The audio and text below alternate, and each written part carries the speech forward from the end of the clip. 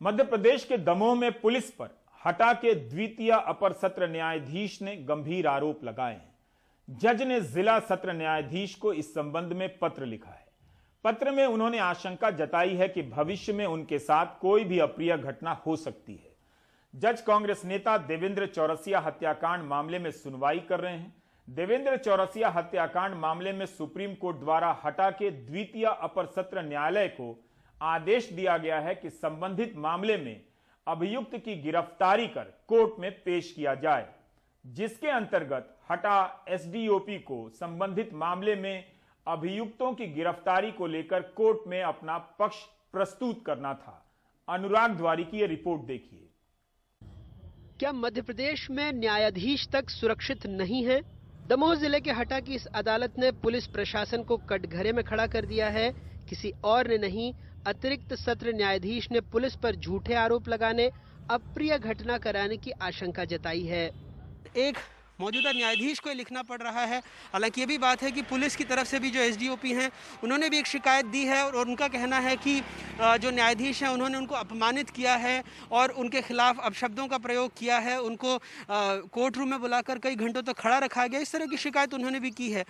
द्वितीय अपर सत्र न्यायाधीश ने न सिर्फ स्वयं पर पुलिस द्वारा भविष्य में गंभीर मिथ्या आरोप लगाने और कोई अप्रिय घटना करने की आशंका जताई, बल्कि ऑर्डर शीट में लिखा जिस मामले की वो सुनवाई कर रहे हैं, इसकी कार्रवाई उच्चतम न्यायालय के निर्देश पर की जा रही है।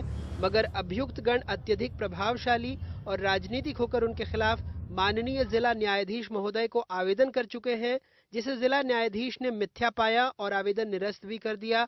लेकिन अब अभियुक्त गण पुलिस के साथ मिलकर उनके खिलाफ झूठा और मनगढ़ंत दबाव बना रहे हैं। पुलिस अधिकारी भविष्य में उनके खिलाफ गंभीर मिथ्या आरोप लगा सकते हैं और कोई अप्रिय घटना की जा सकती है।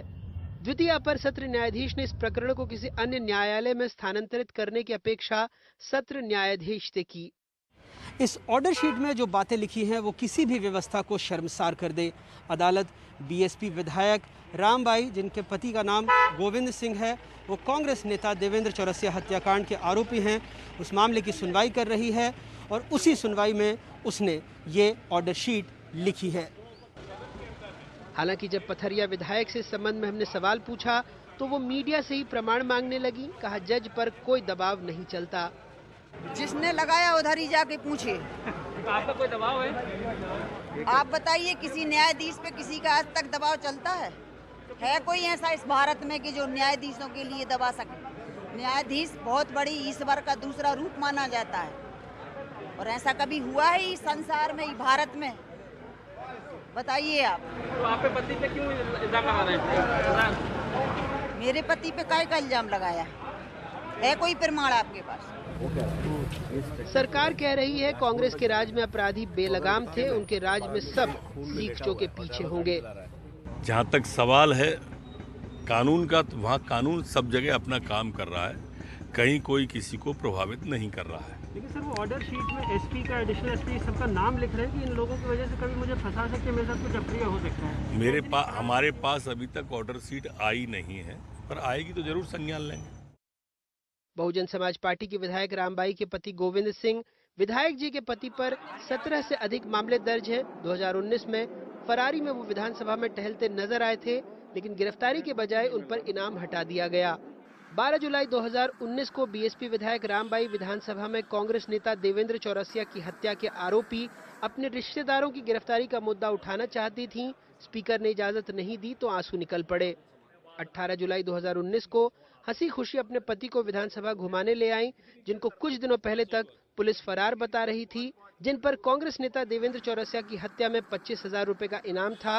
विधानसभा में टहलते हत्या के आरोपी पति ने बता दिया कि मुख्यमंत्री ने मामले में जांच करके खात्मा लगाने का आश्वासन दिया है। अगले दिन विधानसभा में रामबाई के सुर भी बदल गए।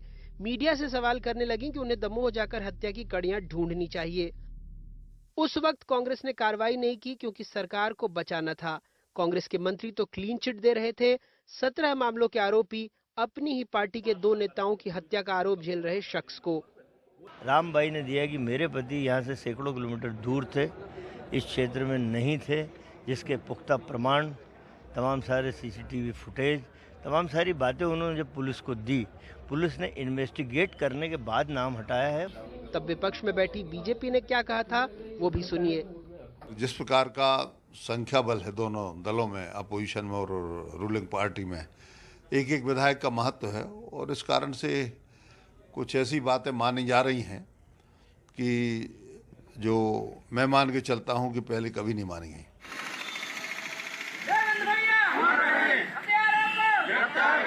हालात ये थे कि हटा में कांग्रेस कार्यकर्ता अपनी सरकार के खिलाफ सड़क पर उतरे थे। आरोप लगाया गया था कि सरकार बचाने के लिए कांग्रेस नेता देवेंद्र चौरसिया हत्या के आरोपियों को कमलनाथ बचा रहे हैं। न्याय दिलाने में सहयोग कीजिए। जब सरकार थी तो आरोपी को बचाने के आरोप लगे, अब कांग्रेस कह रही है मामले को सदन में उठाएंगे। ये जो मुद्दा आप कह रहे हैं ये तो बहुत महत्वपूर्ण है कि अगर न्यायपालिका के मुख्य पदों पर बैठे हुए हमारे जज महोदय को ऐसा लगेगा कि उनकी जान को खतरा है, पर आप पूरे मध्य प्रदेश में देख लें, अराजकता की स्थिति है। लगातार राजधानी में भी बलात्कार हो रहे हैं और हत्याएं हो रही हैं। महिलाओं के ऊपर अत्याचार में मध्य प्रदेश फिर से नंबर 1 हो गया। तो कानून व्यवस्था की समीक्षा सरकार को करना चाहिए और एक जिम्मेदार प्रतिपक्ष के नाते इस मामले को हम लोग सदन में उठाएंगे। 15 मार्च 2019 को बसपा छोड़कर कांग्रेस में शामिल हुए देवेंद्र चौरसिया की हटा में हत्या कर दी गई थी। इसमें 7 मुख्य आरोपी समेत कुल 28 आरोपी बनाए गए थे। इसमें पथरिया से बसपा विधायक रामबाई के पति गोविंद सिंह का नाम भी था। कांग्रेस नेता राजेंद्र पाठक की हत्या के मामले में तो निचली अदालत ने गोविंद सिंह को दोषी मानते हुए आजीवन कारावास की सजा दी थी। फिलहाल उन्हें हाईकोर्ट से जमानत मिली है। रामबाई पहले कांग्रेस के सरकार में अंक गणित के हिसाब से जरूरी थी, इसलिए उनके पति पर कार्रवाई नहीं हुई, ऐसे आरोप लगे। अब वो बीजेपी को समर्थन देने की बात कहती रही हैं। सरकार कानून व्यवस्था के पक्ष में चाहे लाख दलीलें दे, लेकिन अगर कोई मौजूदा न्यायाधीश अपने फैसले में खुद पर खतरा जताता है तो समझना चाहिए कि हालात कितने गंभीर हैं। भोपाल से कैमरा पर्सन रिजवान खान और दमोह से आजम के साथ अनुराग वारी, NDTV इंडिया।